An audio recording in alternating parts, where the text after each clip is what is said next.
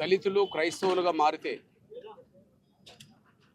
SC హోదా రద్దు చేసిన 1950 ఆగస్టు 10 నాటి ఆర్డర్ అది పూర్తిగా రాజ్యాంగ విరుద్ధం.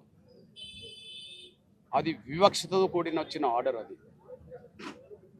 అది వివక్షతకు గుర్తు, అది రాజ్యాంగ వ్యతిరేకతకు గుర్తు. అదే సమయంలో అది మనువాద దృక్పథానికి అది ఒక గుర్తు. ఆర్డర్ రద్దయ్యేంత వరకు తెలుగు నేల మీద నుంచి మొదలుకుంటే దేశవ్యాప్తంగా జరిగే ఆ పోరాటంలో 1950 ఆగస్టు 10 నాటి రాష్ట్రపతి ఆర్డర్ ఏదైతే ఉన్నదో ఆర్డర్ రద్దు కావాలనే ఒక ఉద్యమంలో అది తెలుగు రాష్ట్రాల నుంచి మొదలుకుంటే హైదరాబాద్ నుంచి మొదలుకుంటే ఢిల్లీ వరకు జరిగే ప్రయత్నాల్లో పోరాటాల్లో ఎంఆర్పిఎస్ పూర్తిగా భాగస్వామ్యం అవుతుంది. అన్ని విషయాల్లో అండదండలు అందిస్తుంది. ఆర్డర్ రద్దయ్యేంత వరకు పోరాటాన్ని ముందుకు నడిపించే పాత్ర తీసుకుంటుంది.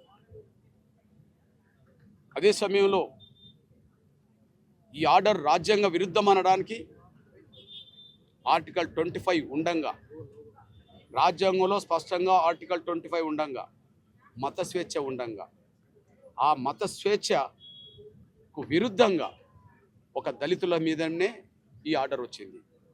అందుకనే ఈ ఆర్డర్ ఆర్టికల్ 25కి వ్యతిరేకమే కాకుండా, రాజ్యాంగంలో ఉండబడే ఆర్టికల్ 25కి వ్యతిరేకమే కాకుండా అది వివక్షతో కూడిన ఆర్డర్ అని మేము భావించాల్సి వస్తుంది. అది వాస్తవం. ఎందుకంటే ఈ తెలుగు నేల మీద దేశంలో సామాజిక వర్గాల వారిగా చర్చలు ఉన్నాయి. అదే సమయంలో ఒక చర్చిలోకి అన్ని సామాజిక వర్గాలు వస్తున్న చర్చలు కూడా ఉన్నాయి. ఉదాహరణకు ఒక చర్చిలో హైదరాబాదులో విశ్వాసులుగా ఎస్సీలు, ఎస్టీలు, బీసీలు, ఓసీలు వచ్చి వెళ్ళిపోతుంటారు, ప్రార్థన చేసి వెళ్ళిపోతుంటారు. ఆ చర్చిలో వచ్చి ప్రార్థన చేసే ఓసీలు అవుతే వాళ్ళు ఓసీలో ఏ కులమైనా వాళ్ళ కుల హోదా అట్లనే ఉంటుంది. వాళ్ళ ఈడబ్ల్యూఎస్ రిజర్వేషన్లు అమలు జరుగుతున్నాయి. ఓసీలో పేదలుంటే పేదల సంక్షేమ పథకాలు కూడా అమలు జరుగుతున్నాయి. అట్లనే బీసీలు అదే చర్చికి వచ్చి వెళ్ళిపోతే వాళ్ళ బీసీ హోదా కొనసాగుతుంది, బీసీ రిజర్వేషన్లు కొనసాగుతున్నాయి, బీసీ సంక్షేమ పథకాలు కూడా బీసీ కార్పొరేషన్ పేరుతో అమలు జరుగుతున్నాయి.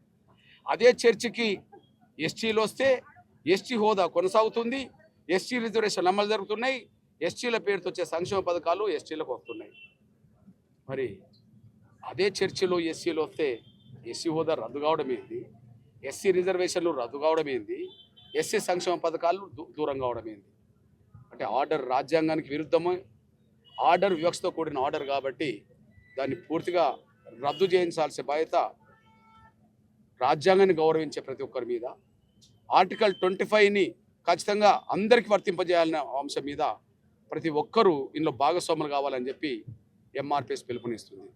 అంతేకాదు ఈ దేశంలో క్రైస్తవ్యం పేరుతో విశ్వాసులుగా మారితే నష్టపోయింది దళితులు, లబ్ధి పొందింది ఉన్నత వర్గాలు. ఆ లబ్ధి విద్యాపరంగా జరిగింది, ఆర్థిక పరంగా జరిగింది, రాజకీయ పరంగా జరిగింది. ఇక్కడ తెలంగాణకు సంబంధించిన ఒక క్రైస్తవ మైనారిటీకి సంబంధించిన కార్పొరేషన్కు చైర్మన్ ఒక దళితుడు కాదు. అదే సమయంలో కేరళకు సంబంధించిన ఒక అప్పర్ క్యాస్ట్ సిరియన్కి సంబంధించిన క్యాస్ట్కు సంబంధించిన వ్యక్తి. నిన్నటి వరకు రాజకీయంగా కేంద్రంలో కేంద్ర సహాయ మంత్రిగా, మైనారిటీ సహాయ మంత్రిగా పనిచేసిన కురియన్ కూడా దళితుడు కాదు. ఆయన కూడా కేరళకు సంబంధించిన ఒక సిరియన్కి సంబంధించిన అప్పర్ క్యాస్ట్కి సంబంధించిన వ్యక్తి. అంటే అప్పర్ క్యాస్ట్ క్రైస్తవులు అయితే రాజకీయ గుర్తింపు, గౌరవం, ప్రాతినిధ్యం కనిపిస్తున్నది. అట్లనే అణగారిన వర్గాలకు సంబంధించిన దళితులు అవుతే వాళ్ళకు గుర్తింపు లేదు, గౌరవం లేదు, ఉన్నది రద్దు అవుతున్నది. మరొక వైపు ఈ తెలంగాణలో 3 రకాలుగా క్రైస్తవ విద్యా సంస్థలు ఉన్నాయి. అది ప్రాథమిక పాఠశాల నుంచి మొదలుకుంటే డిగ్రీ కాలేజీల వరకు, ఇంజనీరింగ్ కాలేజీల వరకు, మెడికల్ కాలేజీల వరకు ఉన్నాయి. వాటిల్లో తెలంగాణ ప్రభుత్వం ఇచ్చిన విద్యా వ్యవస్థ ఉన్నది, విద్యా సంస్థలు ఉన్నాయి, కేంద్రం ఇచ్చిన విద్యా సంస్థలు ఉన్నాయి, అదే సమయంలో క్రైస్తవ మిషనరీలు జరుపుతున్న విద్యా సంస్థలు ఉన్నాయి. అట్లా వందల విద్యా సంస్థలు ఉన్నాయి. కానీ ఆ వందల్లో ఒక్కటి కూడా దళితులకు క్రైస్తవం పేరుతో వచ్చిన విద్యా సంస్థలు ఒక్కటి కూడా లేదు. అంటే ఇప్పుడు క్రైస్తవం పేరుతో వచ్చే విద్యా సంస్థలు, ప్రాథమిక పాఠశాలలు, ఓకే, ఇంటర్మీడియట్ కాలేజీలు, డిగ్రీ కాలేజీలు, మెడికల్ కాలేజీలు, ఇంజనీరింగ్ కాలేజీలు, అవి పేరుకు క్రైస్తవం పేరుతో వచ్చినాయి. కానీ ఆ పేరుతో లబ్ధి పొందింది మాత్రం ఉన్నత వర్గాల వాళ్ళు మాత్రమే లబ్ధి పొందారు. అంతేకాదు ఇక్కడ అన్ని పార్టీలకు సంబంధించిన వాళ్ళు చివరికి ఆ క్రైస్తవం పేరుతో వచ్చిన విద్యా సంస్థల్లో క్రైస్తవులు కానీ హిందూ ఉన్నత వర్గాలకు సంబంధించిన వాళ్ళు కూడా ఆ లబ్ధి పొందుతున్నారు. ఉదాహరణకు ఒక 2 ఉదాహరణలు తీసుకొస్తున్నా. మనకు అరోరా కాలేజీలు ఉన్నాయి. అరోరా కాలేజీలు కూడా క్రైస్తవ మైనార్టీ కోట కింద తీసుకొచ్చారు. ఆయన హిందువు, ఆయన అప్పర్ క్యాస్ట్. క్రైస్తవ కాలేజీలు క్రైస్తవం పేరుతో పర్మిషన్ తీసుకొచ్చి ఆ పేరుతో వచ్చిన మైనార్టీ పేరుతో వచ్చిన ఆర్థిక లబ్ధిని పొందుతున్నాడు. అంత దూరం కూడా కాదు, మల్లారెడ్డి కాలేజీలు ఉన్నాయి. మల్లారెడ్డి కాలేజీల్లో కూడా మైనార్టీ కోటలో వచ్చిన, క్రైస్తవ మైనార్టీ కోటలో వచ్చిన కాలేజీలు ఉన్నాయి. ఇట్లా చెప్పుకుంటూ పోతే హైదరాబాద్లో ఏ క్రైస్తవం పేరుతో వచ్చిన విద్యా సంస్థలన్నా అక్కడ చదువుకుంటున్న స్టూడెంట్స్ దళిత క్రైస్తవులు పిల్లలు కాదు, ఉన్నత వర్గాల డబ్బులు పెట్టే పిల్లలు. అక్కడ పాఠాలు నేర్పే టీచర్లు, లెక్చరర్స్, ప్రొఫెసర్స్ ఎవరైనా ఉంటే వాళ్ళు ఉన్నత వర్గాలకు సంబంధించిన వాళ్ళు. అక్కడ లబ్ధి పొందుతున్నది, పర్మిషన్ తెచ్చుకున్నది ఎవరంటే ఉన్నత వర్గాలకు సంబంధించిన వాళ్ళు. అంటే వాళ్ళు క్రైస్తవులు కాకపోయినా క్రైస్తవుల పేరుతో లబ్ధి పొందేటోళ్ళు ఉన్నత వర్గాలు అయిపోయినరు, క్రైస్తవులైనా లబ్ధి పొందేటోళ్ళు ఉన్నత వర్గాలు అయిపోయినరు.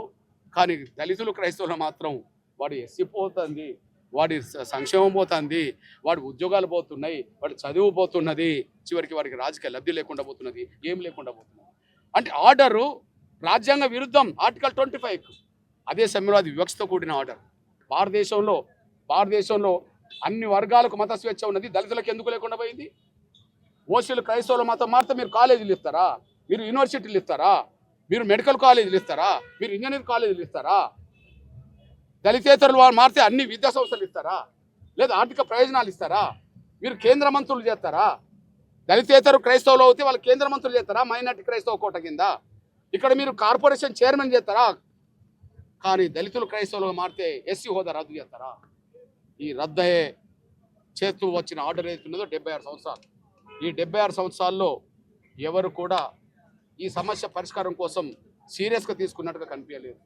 నష్టపోతున్న వర్గాలు దళితులు కాబట్టి నష్టపోని అన్నట్టుగానే చూసుకుంటూ వచ్చారు. కానీ ఆ నష్టాన్ని భర్తీ చేసే విధంగా, న్యాయం చేసే విధంగా ఎవరు ముందుకు రాకపోవడం బాధాకరం. ఇట్లాంటి పరిస్థితుల్లోనే ఖచ్చితంగా ఇప్పుడిప్పుడే నా దళిత క్రైస్తవ సమాజం మేల్కొంటుంది. నేను ఈ మతంలో ఉండండి, ఆ మతంలో పోండి అని చెప్పి నేను ఎవరికి చెప్పింది లేదు, చెప్పేది లేదు. నేను రాజ్యాంగాన్ని గౌరవించే వ్యక్తిని. రాజ్యాంగంలో అన్ని మతాలు సమానమే. నాకు ఎవరి మతాన్నైనా విశ్వసించే, గౌరవిస్తే సాంప్రదాయం నాకున్నది. కానీ ఒకరిని నెత్తి మీద పెట్టుకొని ఒకరిని కించపరిచే సంస్కృతికి నేను ఎప్పుడు రాలేదు. అది ఒక అంశం.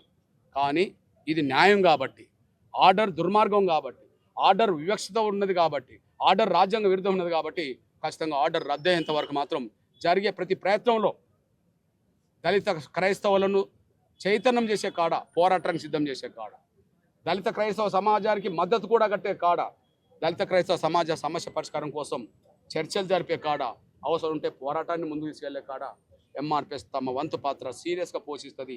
ఇందులో ఎక్కడా రాజీ పడకుండానే యుద్ధాన్ని కొనసాగిస్తామనే విషయం కూడా తెలియజేస్తున్నాం.